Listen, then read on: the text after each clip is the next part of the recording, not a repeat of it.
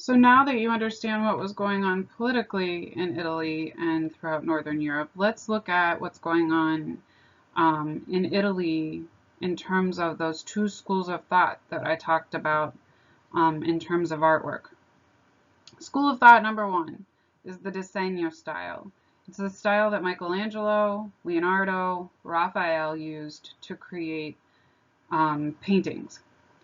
It is the school of thought that is used on the left-hand side, which you're looking at as a drawing of the creation of Adam. All paintings begin with a drawing in Disegno. It creates a situation it creates a stylistic feature in the painting that the painting tends to take on a form that looks more sculptural in technique.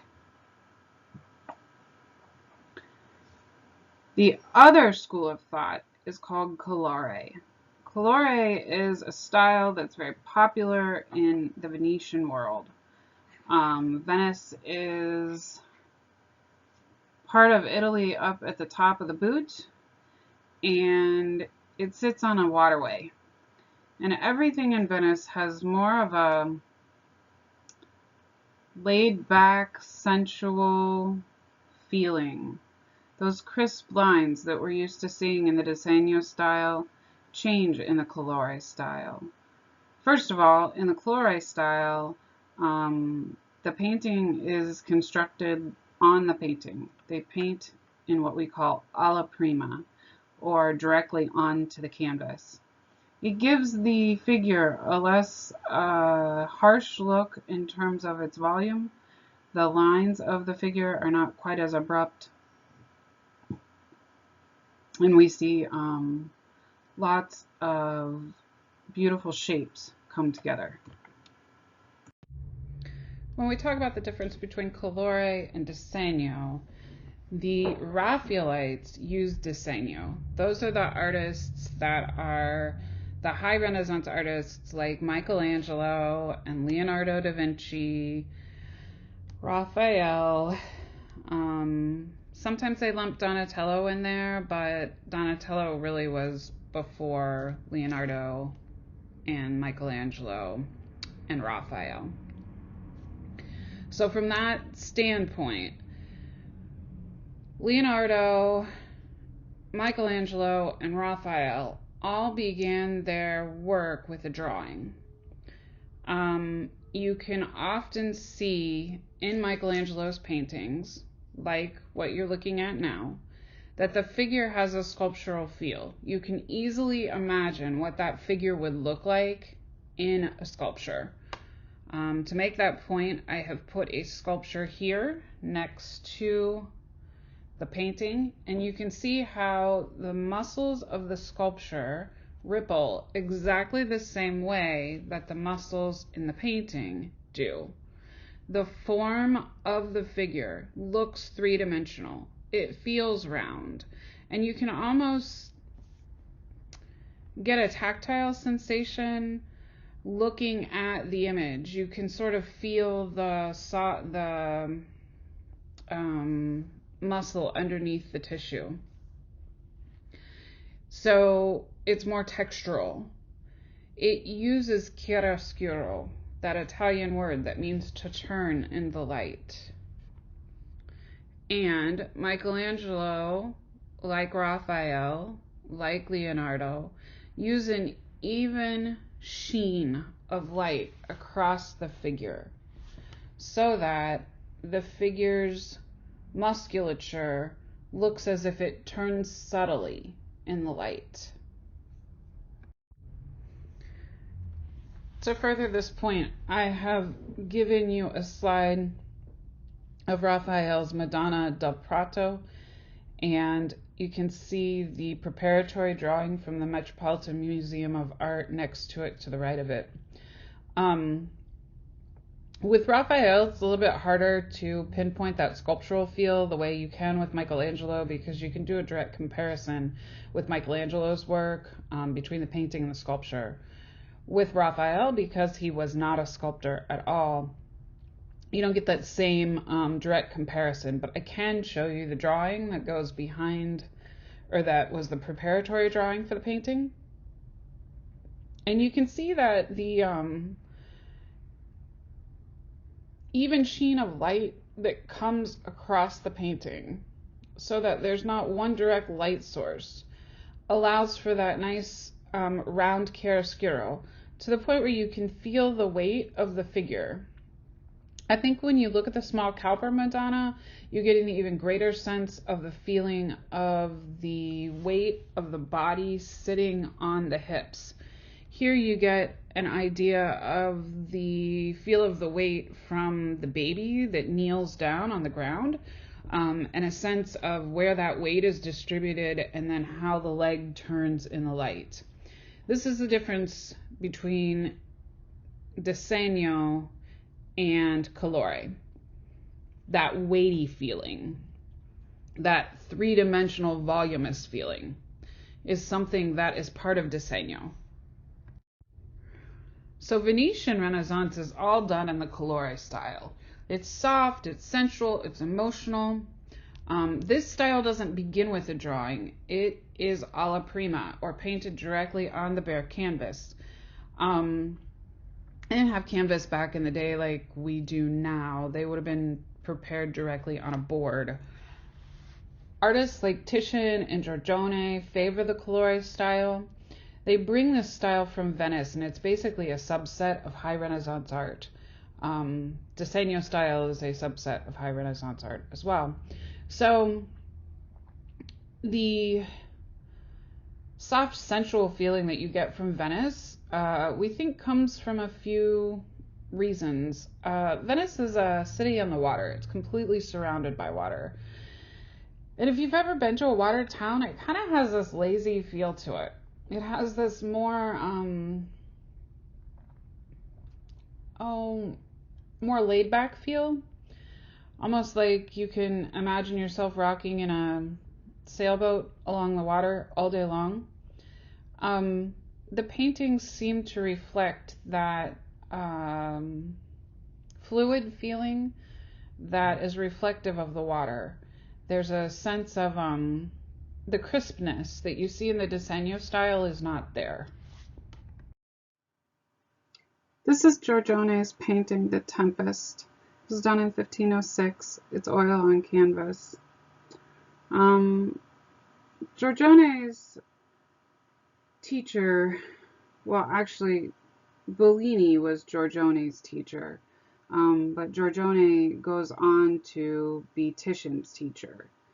And so we get this line of succession in terms of Venetian Renaissance art that is quite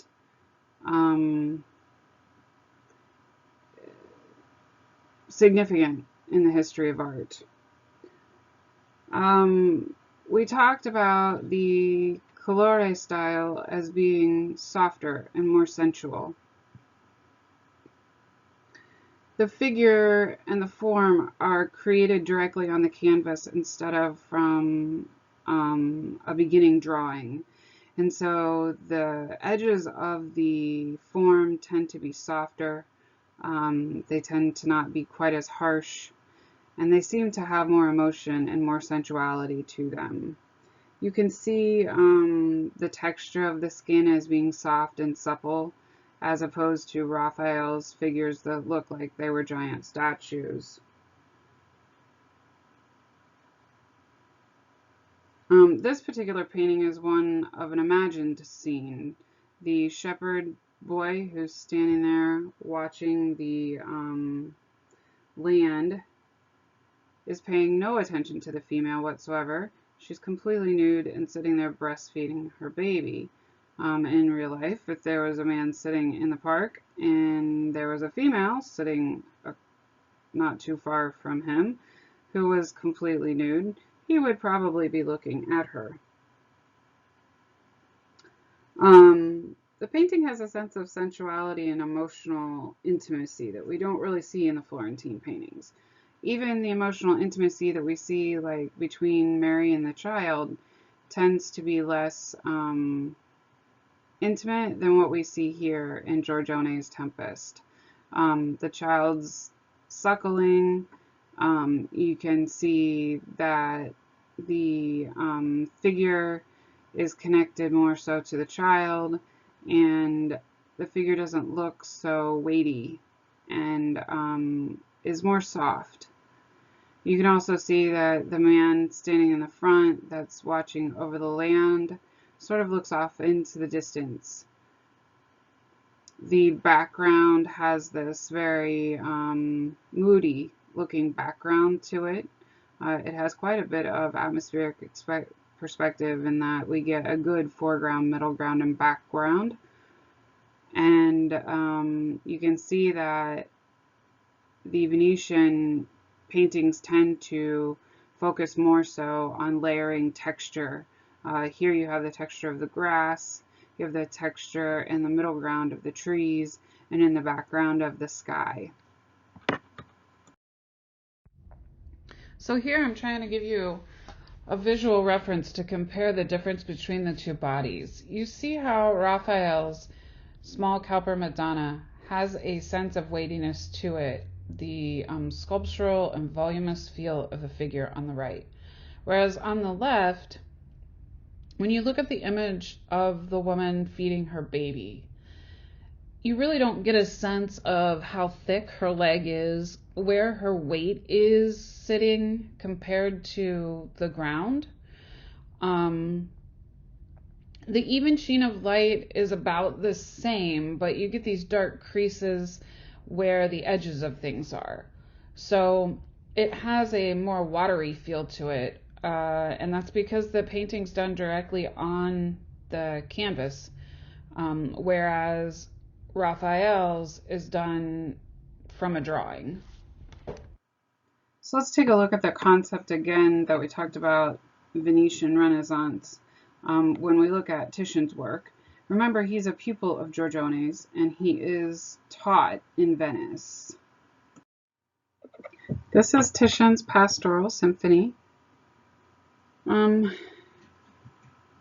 We see a figure that comes out of the dense shadows.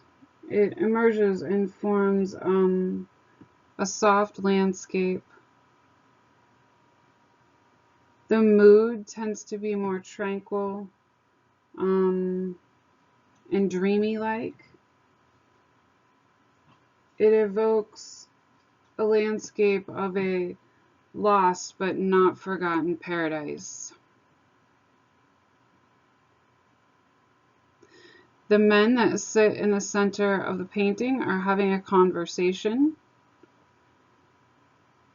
The women are nude, pouring water from a well, and playing a musical instrument.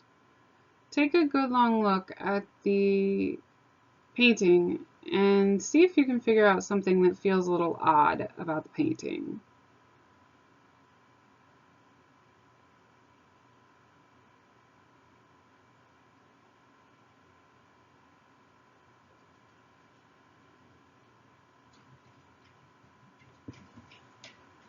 Hopefully you came up with the fact that the men are looking at each other and not the women.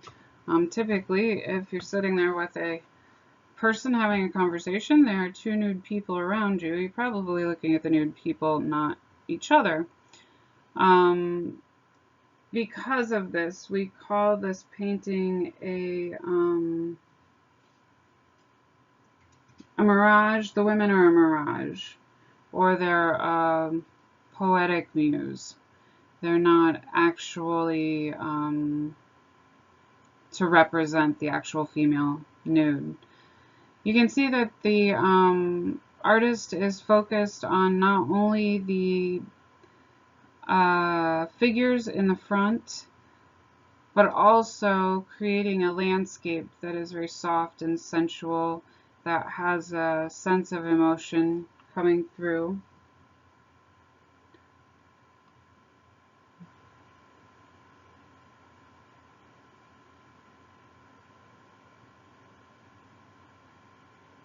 The shepherd in the background symbolizes the poet.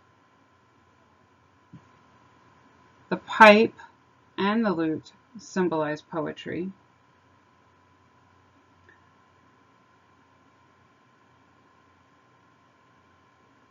And that's why we think the two women in the front are their muse, because they're composing with the lute and the flute. The bodies of the women are very softly modeled. You can tell how the flesh turns in the light. In fact, they're so softly modeled that you can almost imagine the flesh being sort of loose and jiggly.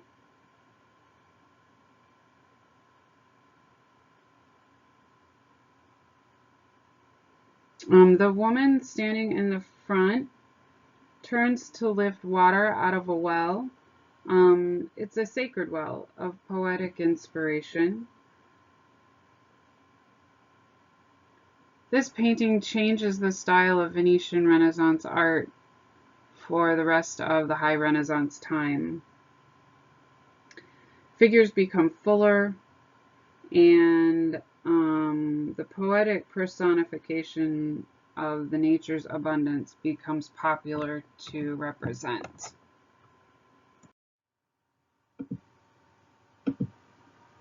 So this is Titian's Pesaro Madonna.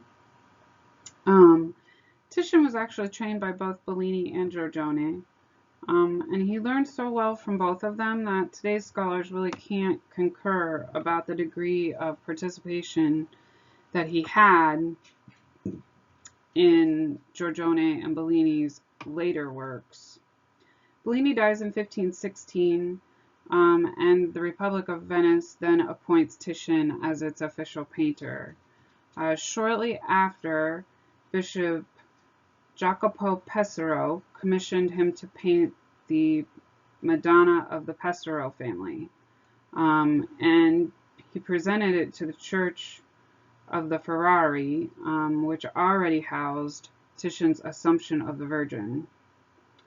It has rich textures and a dazzling display of color, which furthered Titian's reputation and established his personal style. Pesaro was the commander of the papal fleet, and he had a successful expedition in 1502 against the Turks. During the Venetian-Turkish War, he commissioned this painting in gratitude. The setting is sunlit, and Madonna's sitting in her palace in heaven. Mary receives the commander, who kneels dutifully at the foot of her throne. A soldier, possibly St. George, is behind the commander and carries a banner. He's the guy with the tall orange banner there, that has a shield with a coat of arms of the Borgia, who was Pope Alexander VI family. This time a coat of arms, a family coat of arms, was very common. So it was just Pope Alexander VI's family coat of arms. Behind him we see a man who has on a turban and a prisoner of war from the Christian forces. St. Peter appears seated at the steps of the throne, and St. Francis introduces other Pesaro family members, all of them being male. They are Italian depictions of donors. In this area, typically exclude women and children. So we only see men in terms of the donors. He's the man who's kneeled to the right in the bright red cloak. Titian entwines the human and the heavenly here, constructing a tableau. In terms of Renaissance protocol and country splendor, courtly splendor. A prime characteristic of the High Renaissance painting is this massive monumental figure. We see figures that are large and weighty. We see them singly and in groups. Titian places the figures on the step diagonally. He positions the Madonna in this X pattern.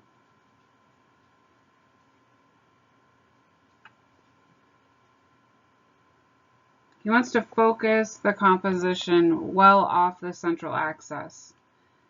And so he draws attention to Madonna in this way. Now, if you make a pyramid out of the placement of the people, you can see where that pyramid influence comes in, just like the rest of the High Renaissance painters.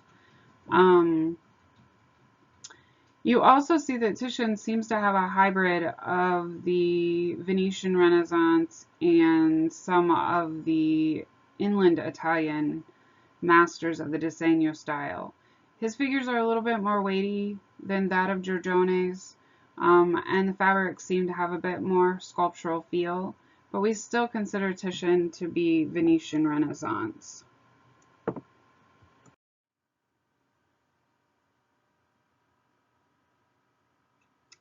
So this is Titian's The Venus of Urbino. It's a very famous painting in the history of art. Many scholars that go after Titian, or artists that come after Titian, utilize this particular work of art as an inspiration for their work of art. The one that comes to mind right away is Manet. This portrait really is based on Titian's main accomplishments. It's a wedding portrait for a young girl. She was given the portrait as a way to remind her of her duties to her husband, and to school her on her intimate obligations in the marriage. The dog that sits at the end of her feet is a symbol of fidelity, same concept of where we get the term Fido. And you can see how soft and sensual the painting is. It reveals the delicacy of the tender skin of the model.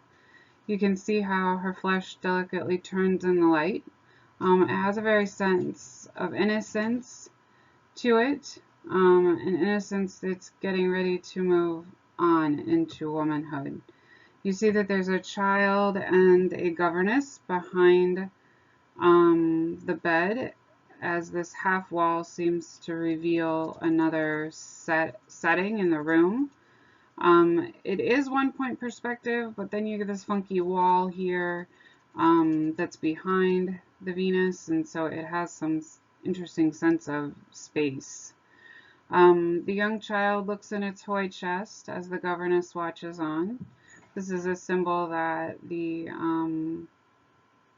childhood of the woman that is being presented to you is now leaving, and that she is moving on and growing up into her wifely duties. Titian pays great attention to the texture of the fabric, and the model looks shyly at the viewer in a demure way, turning her gaze away from you. We see a sense of, like I said, the atmospheric perspective due to the layering of the architectural elements, but we don't get a full one-point perspective.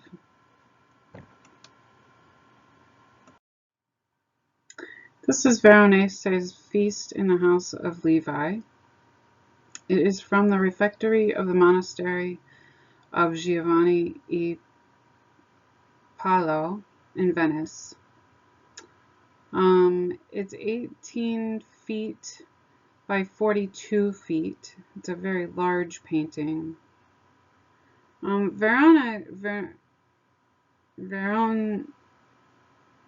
Veronese, sorry, my Italian's only so good and it's getting late, specialized in splendid pageantry, superb color, and classical architecture. You can see the classical architecture that he constructs as a backdrop to the scene. The scene was originally a Last Supper scene, but it was done for the Catholic Church, and the Catholic Church had dictated some rules about how they wanted art to appear, They wanted it to be as true to the biblical story as possible. And so when Veronese took it to the Catholic Church, they rejected it, and he had to go back and redo some of it. Because of that, he changed it from the title being The Last Supper to Feast in the House of Levi. Veronese usually works in a very large format. Typically, his canvases are about 20 feet by 30 feet. Here he paints Christ in the House of Levi, and it was Christ sits at the center of the garbled elite in Venice.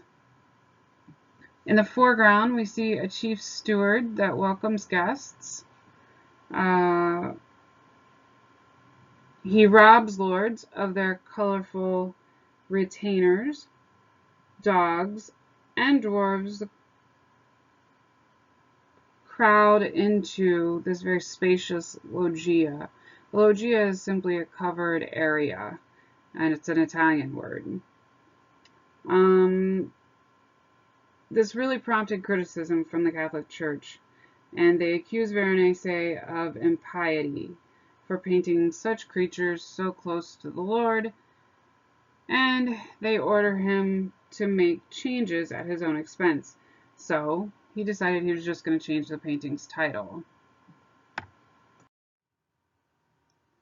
This is Tintoretto's The Last Supper. It's in the Church of San Giorgio Maggiore in Venice. And it was done in 1592 to 1594. It's 12 feet by almost 19 feet.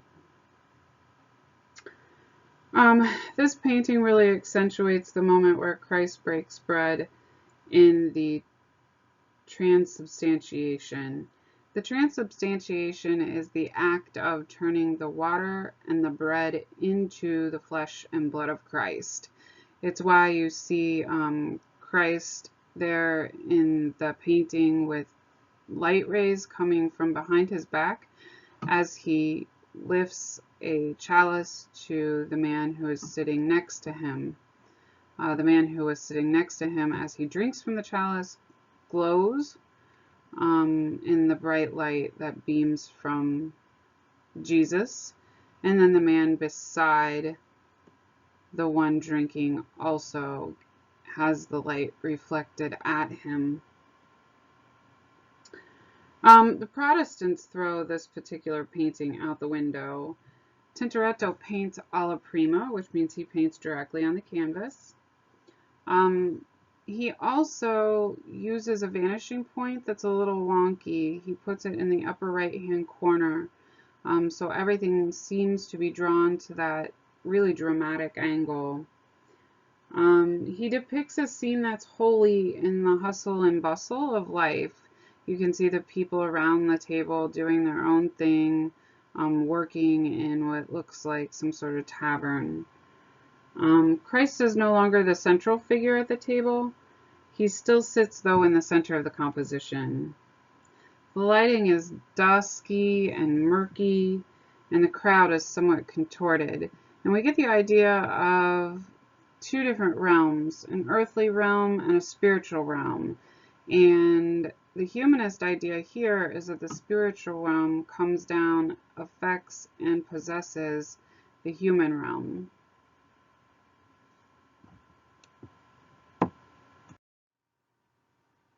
This is Palladio's Villa Rotonda.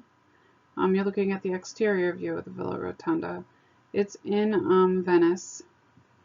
They began it in the 1560s. And it's a private villa, which means it was only used as a summer residence for who we think were friends of Palladio's. It's near Venice, and it has a central cross plan. It also has a dome that is located at the central cross. It has 4 facades, just like a temple would, like temple portals basically, and each facade has its own point of entry. You can see the classical revival here because each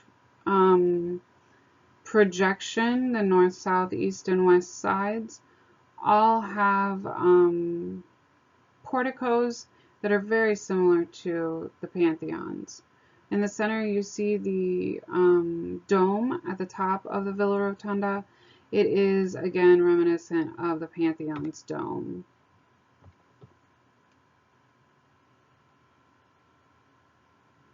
Palladio had to actually write an architectural treatise in order to build this particular house here. It was used by Palladio's rich friends as a summer home, and by modeling it after the Pantheon, Palladio is hoping to evoke all of the national or the civic pride and duties that were required by the Romans in classical antiquity.